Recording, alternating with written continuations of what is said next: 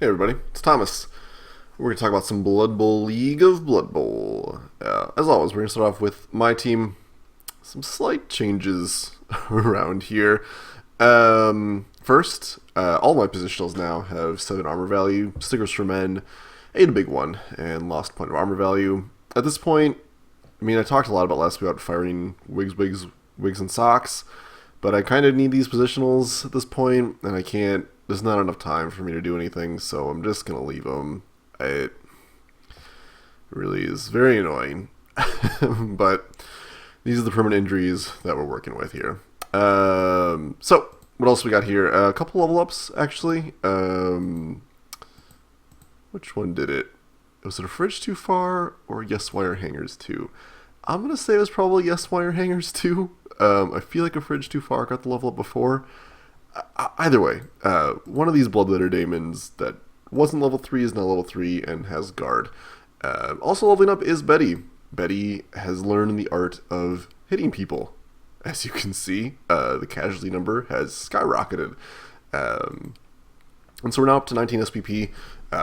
If all goes well, maybe I'll hit level 4 before the end of the season, but I'm not super confident in that. Betty, while has learning the art of injuring people, still likes to just KO them or stun them or just put them on the ground, which is fine. That's what she's supposed to do, except it's supposed to also generate red crosses as part of that. The good news, though, is she's done it enough times where she's hit level 3. So, picked up guard here. I thought long and hard about this because there's a couple of choices that are pretty good for a Bloodthirster. Stand Firm isn't terrible. It adds a lot of things that you'd expect. Helps her from getting pushed away, all that fun stuff.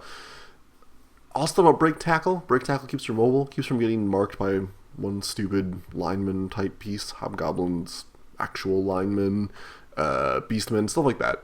Someone stupid that I really don't care about, that I'd rather she not waste her block on. So, I thought about that, but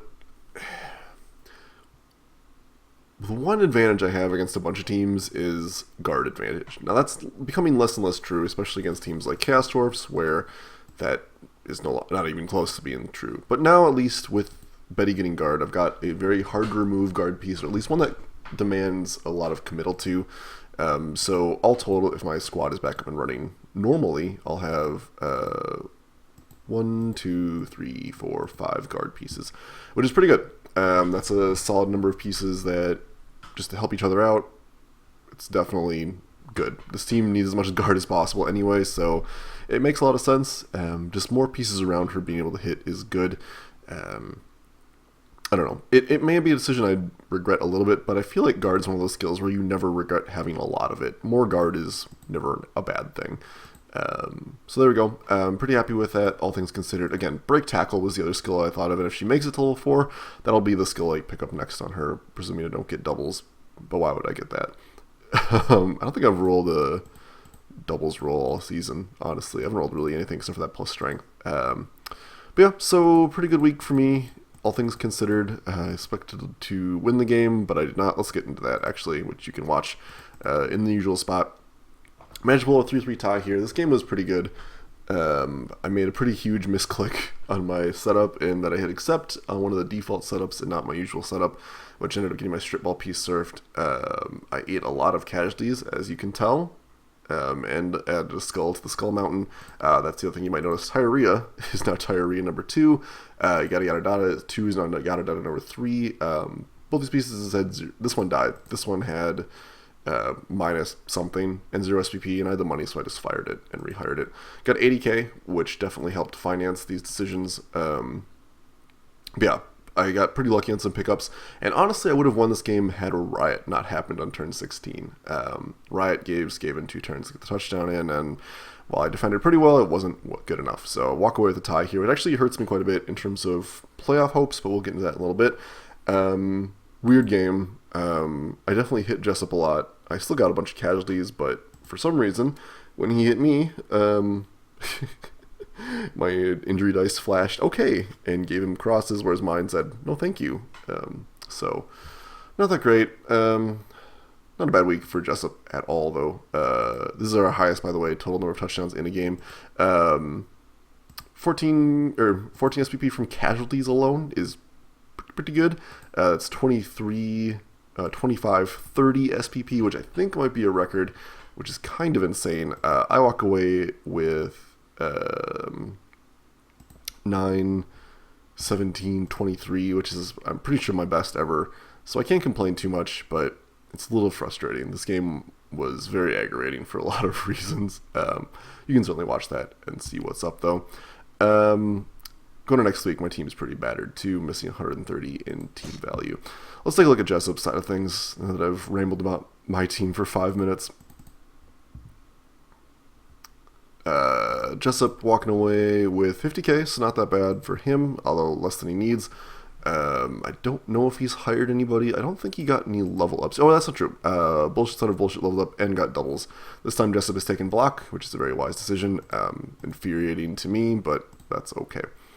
Marky did a couple things, but not that much. I miss next game this wrestle piece, which is fine, I guess. And I missed next game this piece too. I'd actually give it minus AV. Honestly, I would probably fire this piece. I don't think it adds a lot. Just had enough money to hire Poppycock the Younger, aka his 4th good runner. I think it's a very good decision. Yeah, I would just fire this piece. There's not really any good reason to keep it. Flim Flam can be hired as Flim Flam 2 or whatever Jessup decides to call it. 6 armor value, 0 SPP. Time to go. Not a lot of choices there. Still 12 pieces going into next week regardless, and this is only 1600 team value because rats are dirt cheap. This team's looking pretty solid once again. Definitely beat up in places, but it's doing okay. Let's take a look at other matches of the week here. This matchup just happened not that long ago. Got a little bit of recap on it. Basically, Chris's dice weren't nice, but we'll talk about the matchup in just a second here when we get into it. Andrew is the winner here, walking away with 50k, and yeah, Bloodlust was a thing, and Andrew's hit dice were very cooperative, or cooperative enough anyway. At one point, Chris had no vampires on the pitch. He was fouling a lot too, which probably didn't help, but yeah, the numbers don't lie here. Good week for Andrew, though. 3 casualties, a touchdown, and an MVP, so we're looking at 6, 9, 14 SPP. Not great, but not bad. Chris walking away with a pass, an MVP, and casualties, so 8. Really not good for him, but that doesn't matter too much for reasons we'll talk about in a little bit here. Any changes on Andrew's team? Doesn't look like it. Piling on this Minotaur. I don't know if it did anything. Hollow Heart here, not getting anything. Yeah, no big changes whatsoever for this team. Quicktooth now 1 injury away from level 3. I think he's been there for a while though, so whatever. Yeah, I'm not seeing any big changes here. It looks like the touchdown went to Sudzit Claydam, so good for him. Oh, this is a big change. Andrew went to 4 rerolls. I think this is a mistake. This team doesn't use all of its rerolls very often. I mean, when it does, obviously it does, but I mean, it's 70k in team value you don't need to add, so why bother? This gives your opponents a lot of things, and actually puts them pretty close to spiraling expenses, which doesn't really matter given how much money is in the bank, but it's definitely something to consider. It can impact his ability to rehire players in the future. I just feel like if he wanted more, he could hire a goblin or a hobgoblin or anything. I just really don't feel like it adds a lot to the team. But anyway, 4 rerolls is not a bad thing to go to, and certainly something you can feel like you need. I don't blame him for going to that. So let's take a look at Chris's team very briefly here, just so we can see how beat up it is. 70k, so he goes out with a bang here. This vampire is out with a niggling injury, which might have had before. I'm saying Chris doesn't really matter much because Chris is basically done. There's no reasons for that. He's just getting a little too busy right now anyway. But vampires have been a very cruel mistress. Looks like he hired some new players in here, but they obviously didn't really help against Andrew. Yeah, that's fine. Is what it is. It changes how the groups are going to be a little bit because the remaining of Chris's matchups are going to be forced ties, which we'll talk about when we start talking about rankings here and paths to playoff, because now we're halfway through the group stage, which means we can talk about these sorts of things. So that brings us up to Group 1. If we look at Group 2, we've got Gredic versus Mark here, Cass versus Norris. This matchup went pretty much the same way as the last one did. Mark tried to hit. He couldn't get the hit dice. Gredic's pieces went to town. Mark did inflict some pretty key injuries here, which we'll discuss when we look at Gredic's team here. But yeah, pretty much a solid blowout. Mark was limping along pretty hardcore at one point here. So 2-0 for Grey Duck, walking away with 3 casualties and another skull on the skull throne. That's 2 again for this week. Good job, everybody. Our new ratio is apparently 2. That's how it is.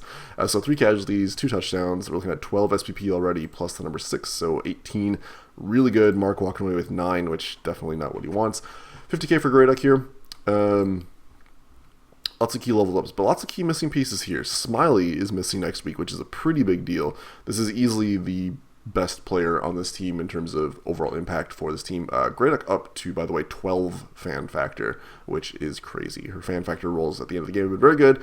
3 dice helps a little bit with that, but still. As you can see, the loss of Smiley reduces this team value quite significantly. And miss next game here on this block guard piece, which is a pretty big deal because guard helps a lot. She did get sure hands on Ocelot Atlas here for her level up last week, which I like a lot. There's enough strip ball in the league where this is kind of a good thing. It also, with extra arms, makes this piece a pretty good ball retrieval piece in traffic.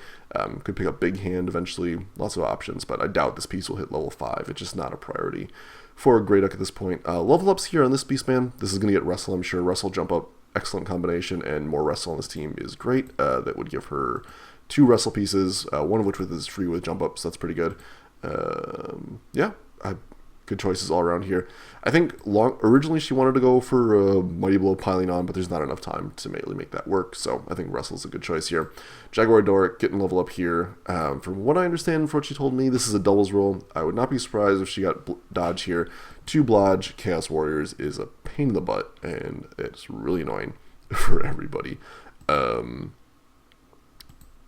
Looks like she may have fired a piece here, or she didn't rehire one. I don't remember. Either way, this team may look at hiring some new pieces because right now, with the 2 that are missing, she's going to be missing some Beastmen. She's got enough bank anyway. Just hire the Beastmen, I guess is what I would say. Let's keep going, though. Let's look at Mark's poor, battered team here.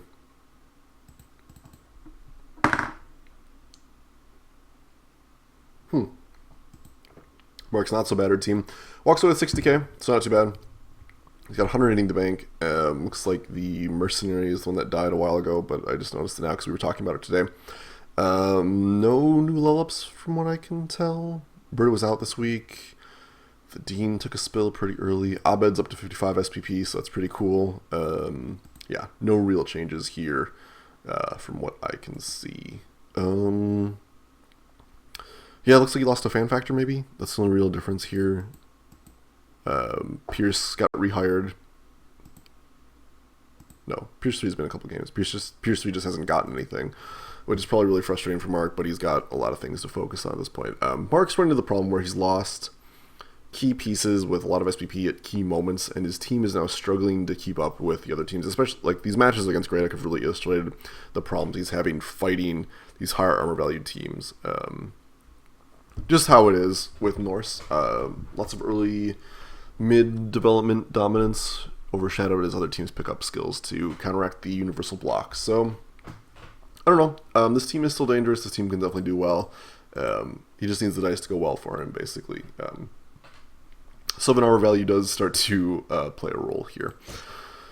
Okay, let's take a look at the other matchup of the week. Here's the last one, actually. This is between Orville and Zach. Orville pulling out a win here. This game was kind of weird.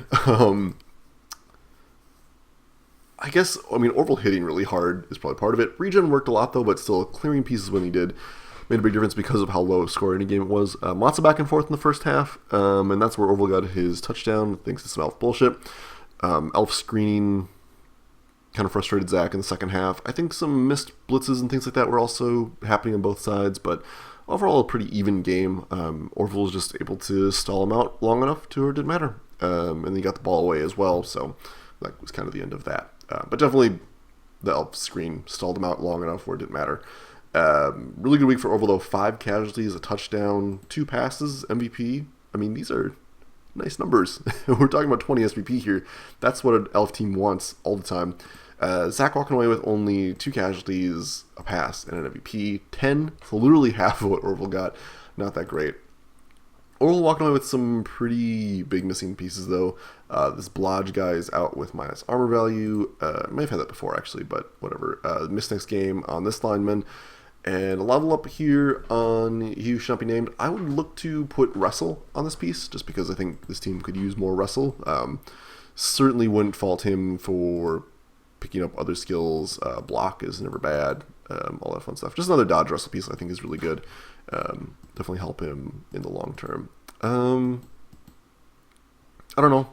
I mean, it's Dark Elves. They always have the potential to be good, but he's definitely limping along here. Another 40k, and he can hire Witch Elf number 2, which he definitely wants to do. He also might want to look at hiring an Assassin at some point. I don't know. I think a Witch Elf is the big priority at this stage, though. He's got 3 rerolls already, so nothing to worry about there. I don't know. He really needs to get this Blitzer to level 2. Who knows if that's going to happen. Dude is actually almost level 3 still, so who knows? Maybe. It's all possible. But yeah, like I said, this team always has the potential to do damage. It's always potential to be good because it's an elf team. So we'll see what happens. If we take a look at Zach's team, Zach walking away with a fair amount of change, 80k, so 2 fame definitely does a thing here. Missing white here. It's a pretty big deal. Just a miss next game, so nothing too serious. But still, this is a guard tackle piece, which is pretty significant. I will say, despite me bad-mouthing piling on, it did manage to get him an injury. So there we go. I still don't like this choice. I think it is probably the second worst choice, strong arm being the only more terrible choice. But hey, it's doing work for him. Everyone likes seeing mummies fall on people. Whatever. I think the biggest thing holding Zach back right now is his ghouls are very underdeveloped. They just really aren't getting SPP fast enough. All these guys should be like level 2 or 3, and they just aren't. It's just kind of unfortunate, honestly. That said, they're all pretty close. I mean, a touchdown will take care of Usain Bolt. MVP will take care of Jigsaw. Touchdown will also take care of the Blob. I mean, he just needs one of these pieces to be like wrestle dodge, another one to be block dodge. I mean, Usain Bolt would love to be block dodge for strength. I mean, but slightly better than Chaos Warrior numbers. I mean, that's what he's looking for. Got a ton of money. Looks like he may have hired a skeleton here. No, that's an old one. Yeah, I mean, this team's coming along. It's just doing stuff. I don't know. Undead team is kind of like Dark Elf, and that's always threatening. It's just a matter of getting lucky enough and going up from there. So we'll see how Zach's matchups go. We're also going to look at the rankings just a little bit here. Okay week for my predictions. I got them half right. I was wrong here, and I was wrong here. These things happen. Whatever. So let's talk about rankings. Let's talk about rankings before we get into next week's preview, because they're pretty important. So with Chris out and the rest of these matchups being, and one each being forced ties, it means everybody's going to get 1 point here, including me. So Paz the playoff, Jessup pretty much has a pretty solid lock. He's going up against Andrew next week. I'm going up against Andrew next week. He's got his bye week against Chris, which is actually pretty nice because it means his missed next game pieces will be back in time for his matchup against Andrew. But yeah, he's got matchups against me, and then he's got a matchup against Andrew. Now the danger here is this is the matchup before the playoffs. But assuming, I mean, if he wins any one of these, he's got a solid lock on playoffs. So already got he's already got 2 wins. If he makes it a 3, he'll be fine because he'll have 10 points, which is going to be enough based on the rest of the league because Chris is a non-factor here. Andrew's path is a little more complicated. Andrew has to beat me for sure, and he has to...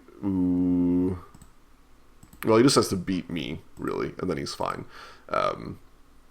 My path is the most complicated, though. I need to beat both Andrew and Jessup, who I have in the next 2 weeks. I've got Andrew next week, and then I've got Jessup the week after that.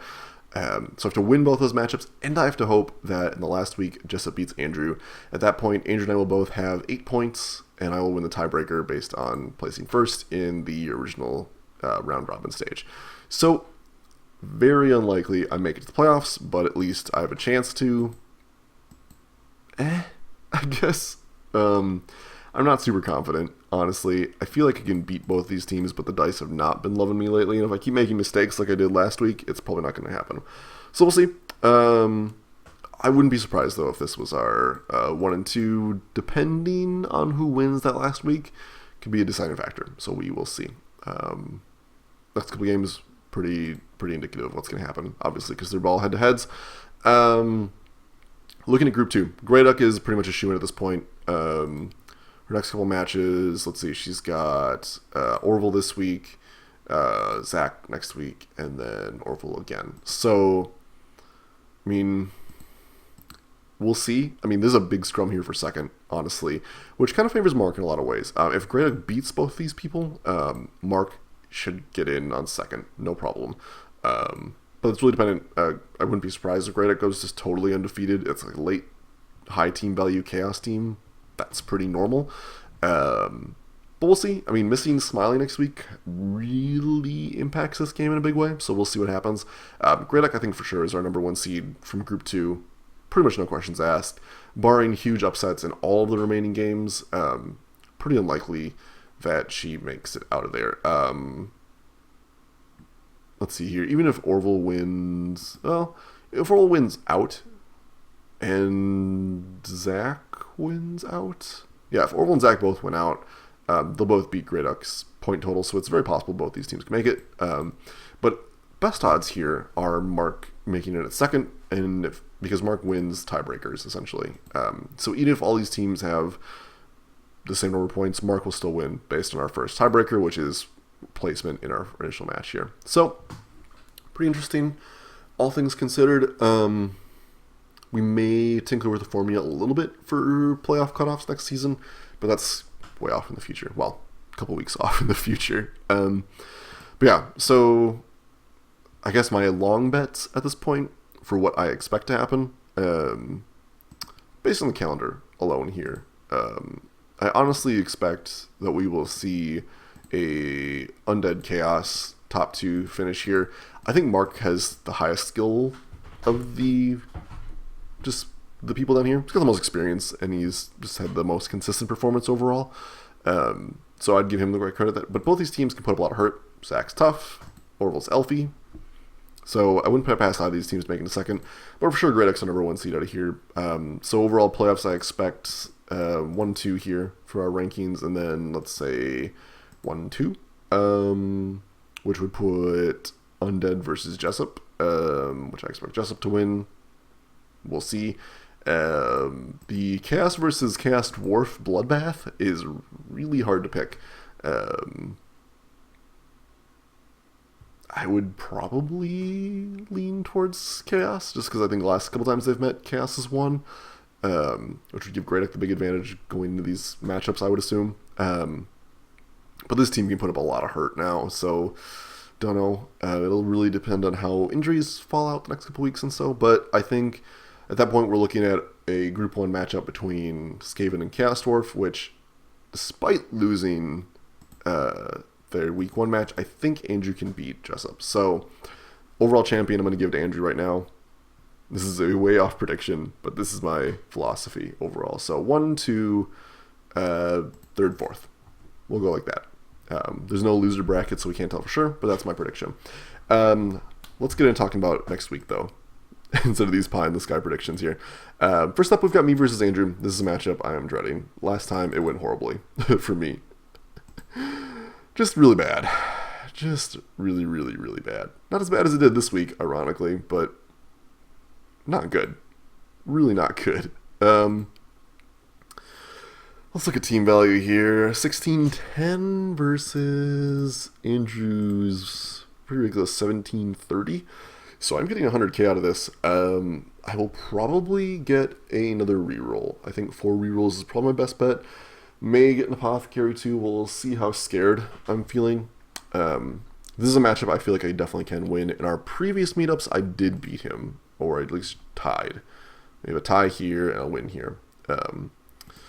I don't know. I feel pretty confident in my ability to play the game. If the dice are okay, I should be fine. But that's always the question. I've got more guard now, so that should help a little bit. But I've got 4 guard pieces going into this matchup versus Andrew's... What is he at now? I want to say 5? 1, 2, 3... Okay, so we're actually tied on guard.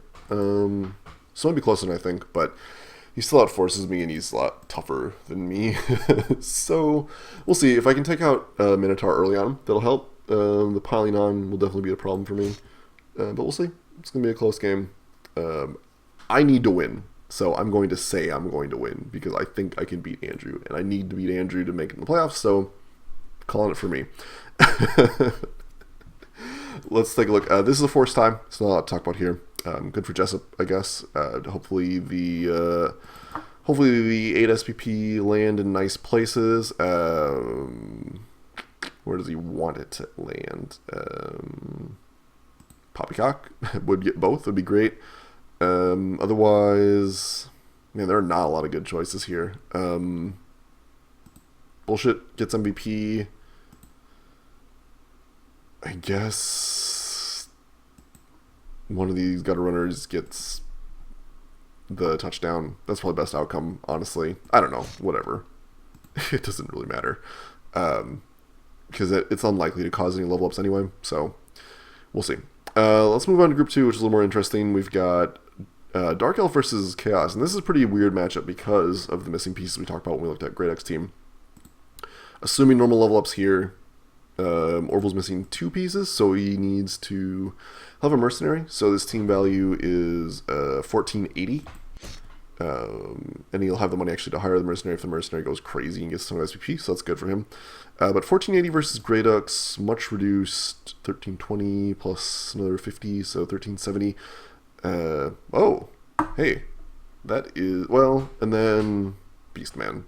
So 2 missing pieses, so 120.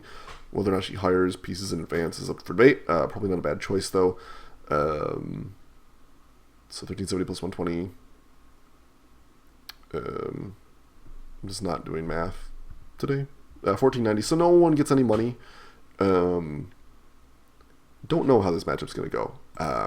It's going to be pretty close. Missing this guard piece is going to be problematic. Orville's got a little bit of tackle, I want to say.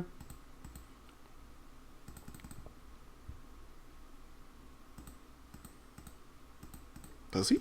I thought he did. No, Orville has no tackle, so that could be interesting. It makes the Blodgey Warriors a problem, but he should have more wrestle, so that should help. He'll have 1, theoretically 2, if he takes my advice, pieces.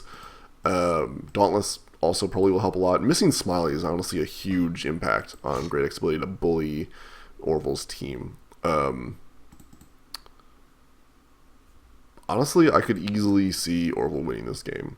I think it's unlikely. I think Great X team is tough enough, and I think she will just punch hard enough where it doesn't matter.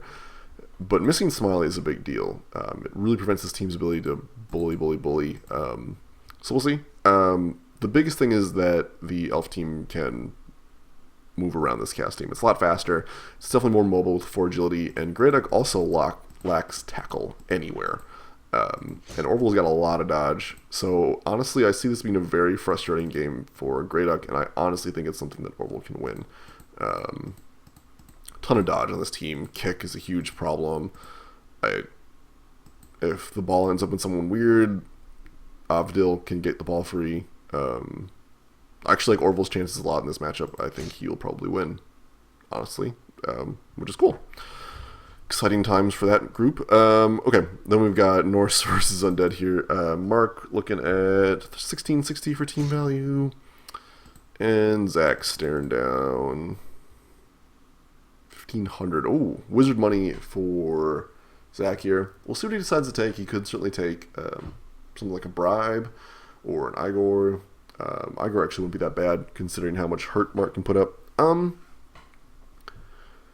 This is a matchup where I think Mark's skill advantage, or I mean like coach skill advantage, might come to the fore. His team is also more developed in key places compared to Zach's team. I'm not going to do an SPP count now, but I think overall Mark has more, or at least it's more concentrated in more useful places. It's less on linemen and stuff like that. Yeah. So it's really, as always, dependent on the werewolves and Britta. Britta could easily remove a mummy. Not impossible, but it's unlikely, I guess. All these big strength pieces can do the work. The runners can hit hard. I I give Mark the advantage going in here, even despite giving up wizard money. We'll see. It's going to be close. One of those funny things where it's really unfortunate that Zach is missing his guard white, but on the plus side, that 130 is translating into a wizard for him. Well, wizard money anyway. So we'll see. He could also hire a mercenary white with guard. So things to consider there. Wouldn't be a bad choice. I wouldn't actually fault whatsoever. Actually, a white with Mighty Blow wouldn't be that bad either against Mark's low armor value. So lots of options. Whites are 80, so be 160. Actually, is he getting enough for that? Let's do the math again. 1660 versus Finger. So he's just getting enough for the 160 he needs for the mercenary white with a skill of his choice, Mighty Blow, guard, whatever. That could make a big difference too, depending on if it's removed right away, like Mark's Mighty Blow Yeti was this week against Greyduck. I still give Mark the edge here. I think he can win this matchup just because his team is faster and Mark's more experienced. These things matter quite a bit at this stage of the game where you can have skills, I don't want to say forgiving, but lessening the impact of play mistakes. The more developed your team is, the more resilient it is to oopses, basically. Whereas early on, when you have no skills to protect you, oopses are usually turnovers. Whereas here, they're like, this is inconvenient, but it's not the end of the world. Or it's something you can recover from, essentially. So, we'll see. I think Mark has the overall best chance of winning this one, though. Well, let's peruse the Hall of Fame before we wrap this up here. Abed, still our most experienced player at number 55. Well, number 55, SPP of 55. Good on him. Dean holds top scoring place. Mark owning a lot of these top spots, so good for him, I guess. What else we got here? Best throwing, Hui, holding on with 25 passes. That's a lot of throwing. Only 2 interceptions. I don't think that's going to change, honestly. But who knows? Could be surprised. Abed holding on to his most injury spots with 20 over Smiley 16, which actually Abed will probably further this a little bit because Abed refuses to not have a week where he gets like 2 injuries. So Smiley's going to have to do a lot of punching to catch up. Best runner, the Dean, by quite a bit here. Ocelot Atlas closing in. Still only 7 scores behind. But I think, let's go back and check the teams. Ocelot Atlas is still, yeah, Ocelot Atlas didn't miss next game, right? Yeah, it's Tiger Tuscan. So we'll see. Could certainly catch up. We'll see. If we take a look at best throwing, Hui's still holding on to that. Emlyn right behind him, and a bunch of people way back there. Survivor doesn't mean a lot for us. Killing. Bullshit, son of bullshit. Has only been in so many games, but it's still racked up 2 skulls, which is very impressive. Yeah, we got a lot of people with 2 skull players on their teams. Congratulations to Mark and Justin for that little honor. And of course, the Skull Mountain trails off down this way quite a bit. We got 30 deaths this season, which is crazy, absolutely crazy. God, it's so nuts. So yeah, we're getting really close to the end of the season. I mean, you can see the remaining pre-playoff games on one screen now. I don't know. It's been a good season so far. Obviously, there's still a lot left to go, and there's still a lot up in the air, despite Chris tapping out. So, we'll see. I'm excited. I'm really excited. And then next season is going to be even better, because that's how it goes. Quick recap for my predictions. I think that I will win. You hear that, Andrew? I'm winning this game. I'm winning this game. I think this is going to be a tie. Wink. I think Orville will win this one, actually, and I think Mark will win this one. So, me and then these 2. So, cool. Hopefully I'm right, especially this game. I really want to be right here. Let me make it in the playoffs. Come on, everybody. All right, cool. Thanks for watching, everybody. I'll see you later.